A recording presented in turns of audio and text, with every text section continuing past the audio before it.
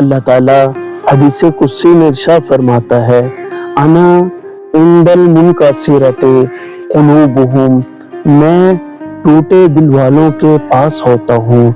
جب کسی کا دل دکھا ہو، جب کوئی مایوس ہو، جب انسان کے حال سے کوئی واقف نہ ہو تو خدا اس کے قریب ہوتا ہے۔ جب لوگ انسان کو تنہا چھوڑ دیں تب خدا اپنے بندے کو تنہا نہیں چھوڑتا۔ دل کا ٹوٹنا انسان کو خدا کے قریب کرتا ہے۔